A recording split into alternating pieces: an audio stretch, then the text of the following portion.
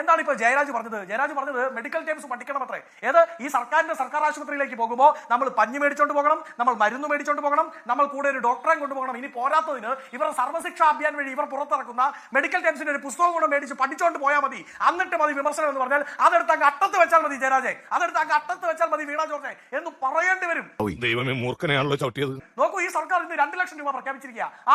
ഈ സർക്കാരിന്റെ ഭാഗമായി സിസ്റ്റത്തിന്റെ ഒരു ഫെയിലിയർ കാരണം ഉണ്ടായ ദുരിതം, ആ ദുരിതത്തിന് ഇവർ 2 ലക്ഷം രൂപ എടുത്തു കൊടുക്കുന്നത് മുഖ്യമന്ത്രിയുടെ ദുരിതാശ്വാസ നിധിയിൽ നിന്നാണ്. ഏത് സർക്കാർ ഉണ്ടാക്കുന്ന ദുരിതങ്ങൾക്ക് മുഴുവൻ പൈസ കൊടുക്കാനാണോ മുഖ്യമന്ത്രി ദുരിതാശ്വാസ നിധി തുറന്നു വെച്ചിരിക്കുന്നതെന്ന് പ്രധാനപ്പെട്ട ചോദ്യമല്ലേ?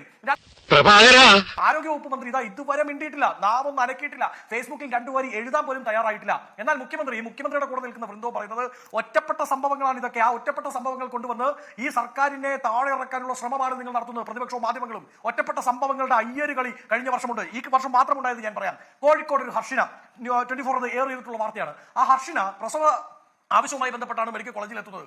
അവരുടെ വയറ്റിൽ ഈ പറയുന്ന ശസ്ത്രക്രിയയ്ക്ക് ഉപയോഗിച്ച കത്രിക വെച്ച് തുന്നിക്കെട്ടി തിരിച്ചുവിട്ടു. 5 വർഷം കഴിഞ്ഞു അവർക്ക് അത് തിരിച്ചറിയാൻ വേണ്ടി അവർ മെഡിക്കൽ കോളേജിന് മുമ്പിൽ സമരപന്തലിട്ടു. 4 തവണയാണ് കേരളത്തിന്റെ ആരോഗ്യവകുപ്പിന്റെ മന്ത്രി വീണ ജോർജ് അവിടെ സന്ദർശിക്കുന്നത്. 4 തവണ സന്ദർശിച്ചും ഒരു മാനവുമില്ലാതെ ഉളുപ്പുമില്ലാതെ ആ സ്ത്രീ പറഞ്ഞിട്ട് പോയി ഉടനടി ആക്ഷൻ ഉണ്ടാവും, ദ്രുതഗതിയിൽ ആക്ഷൻ ഉണ്ടാവും, ഞാൻ റിപ്പോർട്ട് ആവശ്യപ്പെട്ടിട്ടുണ്ട് എന്ന്. ഈ നിമിഷം ഇതുവരെ ആ വിഷയത്തിൽ ഒരു നടപടി ഉണ്ടായിട്ടില്ല.